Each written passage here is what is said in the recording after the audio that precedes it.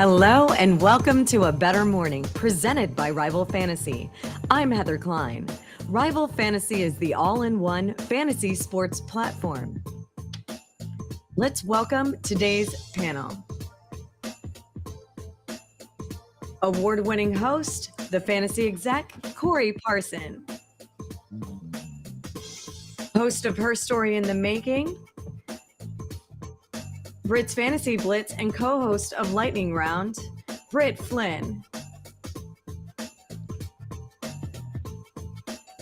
Fantasy Alarm Lead NFL analyst and host of Fantasy Fiasco, Andrew Coop Cooper. Welcome, everyone. Good morning. How's everybody doing today? Doing great, actually. Got a decent amount of sleep for once in a while, you know. Hey. Even though I did a show just last night. Right after that, I got to go right to bed. Boom. What's happening? And my adrenaline is always pumping after I do a show. So I can't go right to bed because, when you like how much talent comes out of me, you know what I'm saying? It's hard to sleep. You're just dripping it. Well, I did Colton and the Wolfman. Something about that Nice. show's got the vibes. You talk a little movies, talk a little football, have a nice nap, wake up, and hang out with two of my very favorites. Three, in fact, because we got Heather behind the glass. No doubt. Well, thank you, Coop. All right, let's get going, guys. After one preseason start, the Indianapolis Colts named rookie QB Anthony Richardson as their QB1 to start the regular season. The Florida QB only started 13 games, with 12 of those starts being last season. He is a dual threat with his arm and legs, so Coach Shane Steichen will be able to tailor his offense around his skill set. Now that we know that Richardson will be the starter, does his draft capital move up the charts? And do you feel the Colts are rushing to start him? Britt, you're up first. So, a big knock on Richardson in the pre-draft scouting was his lack of experience, but you don't remedy that by not playing him. So, I think that they're starting him at a perfect time. If the Colts believe that he can live up to his athletic potential, then you have to start him. Could it backfire? Sure. But they weren't exactly being talked about as a team with high expectations anyway. And if they're going to get better down the road, they need to get Anthony Richardson those reps. As far as his draft capital moving up, I can see it move up slightly, but the quarterbacks above him are pretty locked in. He may slide up to just under the QB1 threshold, but I think that increase will be minimal. But that said, if he is baby Cam Newton, like everybody has so nicknamed him, he does have the ability to slide in and make a play to finish as a low-end QB1. Yeah, 6'4", 235 is definitely baby Cam Newton, but he played more like Josh Allen. He's a big dude, hard to bring down. He don't mind dishing out punishment in the running game as well. You know what I'm saying? I understand the experience. I also think the release is kind of slow. But in Shane Steichen's six-back attack, they're going to scheme it perfectly. You put Jonathan Taylor back there as well. This dude is probably going to be a fantasy QB1. I don't think he's going to burst onto the scene a la Cam Newton like he did and drop back-to-back 30 burgers to start his NFL career. But I do think he's going to be solid. I think he'll have the Colts in most games. Listen, you're going to have your ups and downs like you do with most rookie quarterbacks. But, yeah, it's time to start him now. And as far as fantasy, he's a good guy to have on your bench. And if he pops, you could put him in your lineup. If you play quarterback chicken too long, he could be a QB1. If you're playing those silly two-quarterback leagues, super flex leagues, he'd probably be good for that format too. Yeah, first off, shout out Skylar, 13 years old today. I'm seeing in the chat, happy birthday. I'm telling you guys right now, in some of the leagues that I've done already with some aggressive drafters, and I know my buddies from home like to get crazy, you're not getting Anthony Richardson as your QB2. You're not getting him off the bench. You have to start thinking about taking this guy as early. I'm talking as early as QB8 off the board. Once the big dogs, the guys named Justin are gone, Herbert, Burrow, I'm telling you, people are going to get froggy looking for that Russian upside. Russian gives you a floor, but the upside, of course, is crazy. So I could see people looking at guys like Trevor Lawrence and Dak Prescott feeling a little bit bored with that and going wild for Anthony Richardson. I know my buddies back home are going to be doing it. So I would start looking at where guys took Justin Fields and Lamar Jackson in past years. And if you got that guy in your league, you got to be ready to go get Richardson if you want him. That's an excellent point right there. As we get closer to Labor Day and these drafts really getting rolling, especially now that he's been named the starter, like you said, people are going to look at that rushing ability. He's going to be drafted as a QB1. And shout out to Skylar. And also, same day, my daughter also turns 13 years old today. So shout out to Kennedy. We got two 13-year-olds in the house. Oh, You know what I'm saying? Look at big that. day. Oh my God. She's not a Raiders fan though, so No, lucky God, for no. her. She's unlike her brother. She's a Dallas Cowboy fan. Okay, she was raised She was right. raised properly. Yeah. Right. I think it's the Corey. Something wrong with that boy. What is he like? What team is he into? The Commanders. Oh dear. Oh, He's one of those. He's going to do the opposite of me. That's all right though. That's all right. Yeah, Well, but I I mean, wanna- like, just that it's one of those things where you got to know your league, because I've got this guy in my league. I mean, he did win with Cam Newton that year, where Cam Newton went nuclear, had like 10 rushing touchdowns and also threw like 35. But he was also a guy willing to draft Lamar Jackson in that breakout year when his ADP was like 15. He took him like 9 as his only quarterback to start. He took Jalen Hurts. Like, this guy is willing to take those risks. If you got that guy in your league and you also want Richardson, be prepared to pull the trigger early. I just want to go back to something that you said about people getting bored with Trevor Lawrence. Like, I know. he's only starting his 3rd season and he's Yeah. been very good. How do you really think people are going to get bored with Trevor Lawrence? They want the Russian, Rit. That's all the kids want these days. Shout out to Trevor Lawrence, though. I'm a Trevor Lawrence supporter, but I'll be honest, I do not have him in any drafts. I don't plan on really taking him. I'm going guys like Mahomes. I'm paying up for quarterback this year. Mahomes, Hurts, Burrow, you know what I mean, and try to put some stacks together around that in some tournaments. And, Anthony Richardson's backup option and stuff like that. But I hate to call him boring, but I'm not going to have no Trevor Lawrence probably.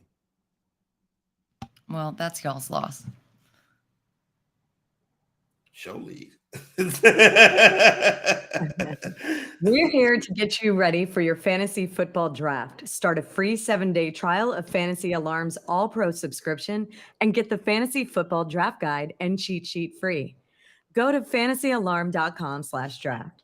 All right, let's talk fantasy football draft strategies. Simply put, which draft position do you prefer to draft from?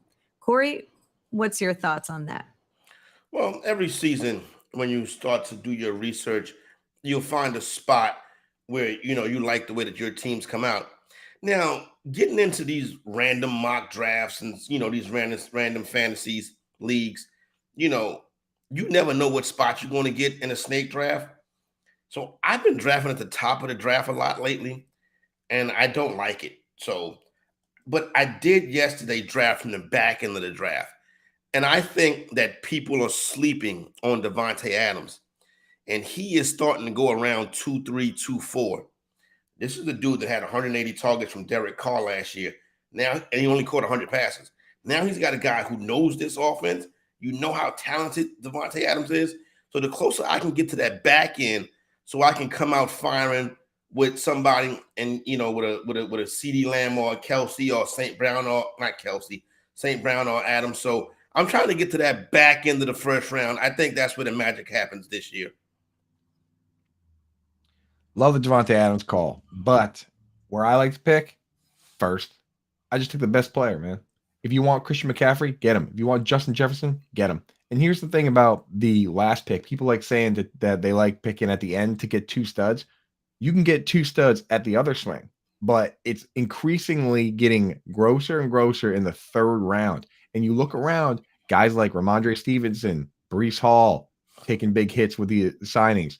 Josh Jacobs might hold out. Jonathan Taylor might hold out. For me, I'm looking to get the very best player and then get 2 more guys at that 2-3 swing before everybody else has to make those tough decisions on the Ramondres and the Breeces of the world. So give me the first pick, give me Justin Jefferson, and then I'll figure the rest out.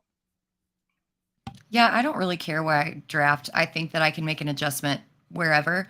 But lately, I have ended up towards the end, and I seem to prefer that a little bit better. You can adjust for draft strategy, like Get in the Game says in the chat. That's what happened in the Queen's Classic. I was picking 13th out of 14th, ended up seeing that everybody was going wide receiver heavy, so I ended up getting Bijan and taking my anchor and then adapting throughout the rest of the draft. I don't really necessarily think that affects your outcome one way or the other where you draft. You just have to be aware of how the draft is going around you and then make adjustments as far as that goes. It's very good. Nah, You've pick been- first. Yeah, you've been listening and learning, Britt. You know what I'm saying? Corey. Pick one. There's a reason they had to invent third round reversal, and that's because the first picks mathematically do better, man. Just pick the You first. know who the player was? They might have done better with like LaDainian Tomlinson, but that's not the case anymore. Like third round reversal is for those big studs who outscored people by like 100 or 200 points in a season. We That still doesn't got those happen guys. anymore. It doesn't Justin- happen anymore. Justin Jefferson. That gap is Kupp. not that big. That gap is not that big. So like Travis Kelce. Justin Jefferson was like 22 points per game. When it was LaDainian Tomlinson was like 29, 30, something crazy. But you know who was pretty close to that was David Johnson in his hey. He was a dude that racked up a ton of fantasy points. Todd Gurley. Yeah, Todd Gurley as well. But see that 2-3 turn, right? I don't really. That's when it starts to, because like, are you comfortable with Travis Etienne? Like, are you comfortable with Ramondre? Like those dudes, they scare me in that point right there. I'm more comfortable with Devontae Smith and Jalen Travis. Waddle. Well, That's the thing is Ramondre is now sliding. Travis Etienne goes pick 35. It's not me that has to worry about getting Travis Etienne. You're the one picking at 36, right? If you get Devontae Adams there, you're the one picking at 36 on the other way around. So you're the guy that's going to end up with Travis Etienne. I'm going to end up with like Devonta Smith and Jalen Waddle. I can dig that. It gets scary. The third round is getting scary, and it gets scarier every day in the preseason because these injuries, they come for us all. There are plenty of average players in any sport. This month, we're gearing up for the NFL season and looking to draft a diamond in the rough by finding someone that is lower in ADP to be a breakout candidate. Give us a name that you think could be a breakout star in 2023. Coop, who you got? Yeah, people talk about the post-hype sleeper where guys, were really into this player and then we had to wait. This is kind of a post-hype sleeper because he's going into his fourth year. But Antonio Gibson is a player that played wide receiver in college. The problem was J.D. McKissic was there to play that role, and he was just slightly better at it.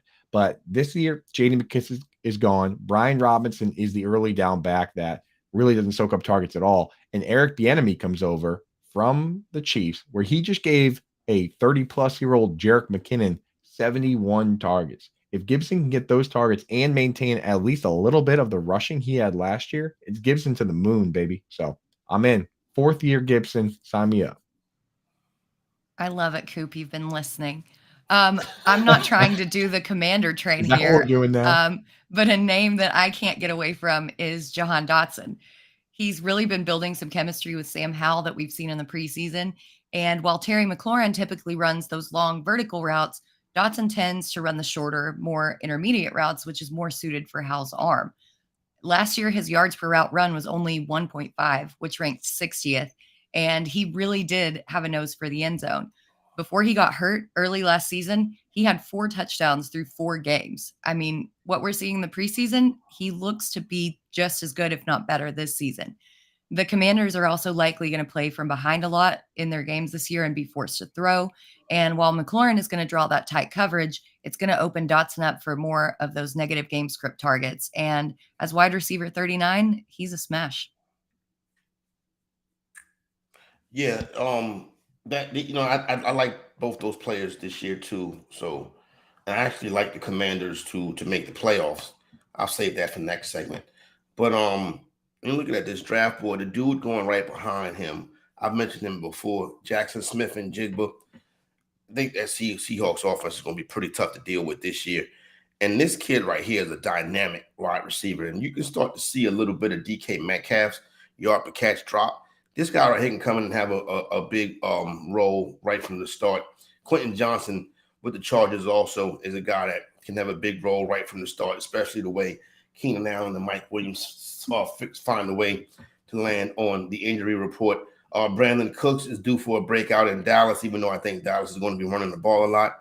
And let's not forget what we just saw this past weekend with Shorty, with Deuce. You know what I'm saying? Deuce on the loose, looking like Darren Sproles, shifty, getting behind those tacklers and all of that. So I think you got a couple of late round options right there. I think we just put you on to some. So, and Jordan Love. And I'm telling you, listen, when you go to the waiver wire after week 1 to pick up Jordan Love, hit my Cash App.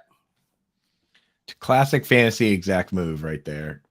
Britt said, Heather says, give me one sleeper. And Corey does. Very nice. Hey, but I can't be boxed in, Coop. I'm kind of with you on the Commanders, man. I'm kind of with you because, I mean, it's almost like the Falcons to a certain degree where you start looking around that team and it's excellent. It's just the quarterback where the problem is. If I can be sold on Howell or even Brissett, then you can get behind this team. But I mean, McLaurin, Dotson, Curtis Samuel, Logan Thomas has been a solid player, but they got the guy Cole Turner, who seems to be turning heads over there. None of their, I don't know why their tight end scouts or coach, he refuses to draft real tight ends. I'm not sure if you noticed the depth chart, how it's built over there. It's Logan Thomas, who's a quarterback, Cole Turner, who played wide receiver, Curtis Hodges, who played wide receivers, and Armani Rogers, who played quarterback in college. I think John Bates is the only dude that actually plays tight end, but for fantasy football, that's fine with me. But that team's kind of loaded up right now. So, and then when you look in the trenches, Deron Payne and Jonathan Allen were both made the NFL's top 100 list. They're good in the trenches. You mentioned the quarterback. Listen, I stand these young quarterbacks this year. How and Jordan Love, not Justin Fields. You know what I'm saying? I like him for fantasy, but he ain't gonna really take your team nowhere. And that's another discussion that we have to have. Like, there's some players that's good for fantasy, and there's some players that's not going to be good for fantasy. Fact. Well, I'm not dissing a player if if I don't think they're going to, like Dotson. I think Dotson's got that clutch gene. And I do think he's going to be good for fantasy too, but I think McLaurin could be better. So I don't know. Just throwing that out there. I'll give you an example to that. I personally, like Daniel Jones, I'll consider him in fantasy because he runs for like 700 yards. But do I think Daniel Jones can win the MVP of the league? No. Not really. Shouldn't be making $40 million a season. I thought that was a crazy commitment to that player. A guy that they wouldn't pick up his 5th-year option just the year before. Britt, are you a Daniel Jones guy or no? I always forget. Yeah. No. Yeah. Well, and Pemba seems I don't know. I don't get it. And I worry that teams like that, teams like the Giants right now and like the Lions, they're going to do what Andy Reid did for years in Kansas City with Alex Smith, where it turned out that the coach was very good, which kind of carried them to the playoffs every year, 12, 13 wins. But once they got a real quarterback, took off for real. See, going back to the Commanders, I really think that they might tank with that new ownership. I wonder if they want to bring in their own people. It's hard with that. And well, the thing is, I was thinking the same thing. And I could still see them bringing in a quarterback next year, but it's hard. I mean, as Corey pointed out, like the entire defense at this point is first-round picks. Like Jamin Davis there, they just took a cornerback in the first round. Emmanuel Forbes. Yeah, like ball hawk. Across the board, it's like literally all first-round picks, all those guys. So, I mean, it might be hard for them to tank in that sense, unless you were to somehow get Bieniemy and Ron Rivera on board. And Howell is extremely bad. Ron ain't tanking. And if Howell is extremely bad, then I think they can pull the trigger. But then now you're looking at a spot where, then does Caleb Williams want to play for Eric Bieniemy? I don't want anybody yelling at me all the time, and I'm generational talent. You know what I'm saying? You know what I mean? Okay, LaShawn McCoy. No, I'm serious. I mean, that's what the players say about him. You know what I'm saying? It's true, though. Yeah, they say yell at them all the time. You can't really be yelling at people like that nowadays. You know what I'm saying? Like, so whatever. But you'd be more of a Pete Carroll coach. Yeah, I would be. Ass. See, this is what I would do, right? When the players, the players wouldn't even have to come to me if I was the head coach, right? I'd be like, I would say, Eric, come in my office. You know what I'm saying? And I'd be like, listen, cut the foolishness. You know what I'm saying? It's not how we run an operation here, right? So you're Mike Tomlin. Yeah, I'm gonna be like, listen, I'm not gonna it's not even gonna get to the players. I'm gonna handle it before the players can handle it. First of all, he wouldn't be on my staff because I've done my research and I don't want nobody yelling at my players. You know what I'm saying? Like, don't be yelling. I yell at the players, not everybody else. You got it all figured out, dude. Yeah, the standard is the standard. The standard is the standard. You know what I'm saying? But don't you question don't you have to question how he was with the Chiefs? Did he yell at them then? Yes. I mean, Yeah, I Yes, they- that was the problem. yeah, That was the problem. this isn't a new thing. Yeah, that's the thing is that it's not a new thing, and that's why nobody would hire that guy. He should be a head coach right now, Eric Bieniemy, based on his resume, but because Right. of what people say about him, and his attitude and stuff, that's the problem. And then Andy Like Reid Greg is a real Williams. head coach. Mind you, so these stories didn't really come out under Andy Reid because Andy Reid handled it. Ron Rivera was like, somebody help. Can somebody please clip the Ron Rivera impression that Corey Good just God. did? That was amazing. Yeah, so Sorry. maybe it'll be a little good cop, bad cop then with Rivera and Bieniemy. Right. Now it's time for Dealer's Choice. Give us your bet of the day. It could be on any topic and any sport. Britt, what do you have for us today? So I'm dipping back in baseball today. I'm going to go Corey Seager over 0.5 home runs at plus 310 on DraftKings Sportsbook. He's facing Reed Detmers, who has a 5.27 ERA and 17 home runs on the season, and Seager has been on fire. He's had 3 home runs over the last 7 days, including 2 last night, and I really do expect him to get another one today against Detmers. His first at bat after coming back from the IL was a home run, and he has been on a revenge mission ever since. Give me Corey Seager plus 310. Yep. So today what I'm going to do for our wager of the day is I'm going to keep the Commander talk going, and I'm going to bet the Washington Commanders. I believe it's something in the close to plus 175, plus 195 range to make the NFL playoffs this year.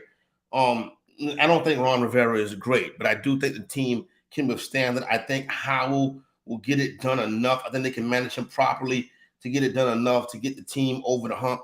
Really, the team that they're going to have to be better than, in my opinion, is going to be the New York Giants. And if it wasn't for Kayvon Thibodeau wrecking that game plan last year, and it was a horrible call at the end of that game. If you don't remember when New York played Washington, it was a real terrible call the last possession of that game. They kind of gave the Giants the game in that playoff spot. And I think the Giants could regress a little bit this year. So I say the Commanders are seed number 7 in the NFC. They won't be there for long, but they will get a playoff game. And then, Britt made a very good point about them tanking, right? Because that's the Josh Harris group. That's the 76er group. Trust the process. But I think if you look at what the Sixers are going through right now, looking back, they probably would have been like, it was stupid to tank because you teach your team to lose and they get satisfied with that. Yeah, we're to trust the process of the team that traded for Markelle Fultz. Anyway, I got 2 bets for you. I got one short-term, one long-term. Short-term one is simple. I'm going to bet on the Browns to win tomorrow in the preseason game, which I know is psychotic, but Dorian Thompson-Robinson, Yeah. I mean, the magic is there. They're going to give him an extended look. And I think in a second preseason game, if you have one guy that's a backup quarterback that you could actually bank on to be fun to root for, I say go for it. Don't go crazy. $5-10. The other one is I'm betting on the Bills under 10.5 win total for the season. And it has nothing to do really with Zeke and Dalvin Cook signing. It's more just about the overall scope of this offseason where all these other teams got better. The Patriots got better. The Jets obviously got much better. The Dolphins are getting all their pieces back, and the Bills kind of just hung tight. They traded up for a tight end. That's the move that they did in the first round, but that team is looking really thin. We want as many outs as possible with these bets. They could outright just not be a 11, 12, 13 win team, or the fact that they're so top heavy. You lose Josh Allen, you lose Stephon Diggs. I mean, at this point, if you lose James Cook with Damon Harris banged up, you don't have anybody there. So there's a couple pieces. If they lose one of those guys, they're in big trouble. So I like the outs you get on the under with the Bills. Well, and not only that, but the AFC East is tough, and they're facing the NFC East. I mean, their schedule is just pretty brutal, full of a lot of really good defenses and very balanced offenses. So I think that the win total is a little high on that. I agree with you. I like some of these coming in on the in the chat, but Bucks 3 plus 350 to make the playoffs. I don't know. Baker kind of looked good. Britt, you were pointing that out, right? That what, 7 of 8? He looked kind of nice out there. He looks serviceable. I won't say nice. Yeah, let's relax. Hey, with Dorian Thompson Robinson, with DTR, he could be a nice trade asset moving forward. You know what I'm saying? I could see maybe a team like the Rams trying to get involved because I think we're at the end of Matthew Stafford, and I can see Atlanta if they don't get in the position to get Drizzy Drake May or Caleb Williams. That could be a direction that they go as well. So I think that's. And then listen, AFC unders, NFC overs. That's Except for the Patriots. Except for the Patriots. Go over on the Patriots. But I'm in on that. And I'll tell you, I'm fired up for the week 1 matchup. The more I think about it, with the Bills and the Jets on Monday night in New York City on 9/11, Aaron Rodgers. I mean, that is going to be electric. I maybe in my mind I'm setting the expectations too high, but talk about a smash spot for the schedule makers, right? That one's going to be wild. It's going to be so good. And I can't wait. Did anyone watch the Hard Knocks last night? No, I missed it. I got to go back and watch it. I was watching Gil's Arena. It was so good, Britt. It was good. My buddy texted me. He's like, I can't believe I'm saying this, but Hard Knocks is making me like Aaron Rodgers. He does come across as very likable. That's good because it wasn't that way, and it wasn't that way in Green Bay. Tom Brady, I liked him once he went to Tampa Bay. It's amazing to me. Hard Knocks makes you like people that you How it want. happens. Hey, speaking of liking people, guess who's trying to get their popularity back up? The legend Derek Jeter. He's doing Old Timers Day for the first time since he's been retired this year. That's because Yankee fans tend to hate Derek Jeter since he retired. But shout out to him. I guess he's trying to get back in the fans' good graces. But I wish the team would get back in the fans' good graces. Sorry. Let's just leave that exclamation mark right there. That'll do it. Right, exactly. Well, thank you, Corey. That was today's edition of A Bettor Morning. Thank you to Corey, Britt, and Coop. Make sure you check out Quick Out Fantasy Football with John and Pemba and Coop at 1 p.m. Eastern. Also, Lisa Ann returns with her new show, Lisa Ann Does Fantasy Better, tonight at 7 p.m. Eastern with Howard Bender. And if you missed any of our shows, you can find them all on our YouTube channel and at bettersports.com. Have a better day, everyone.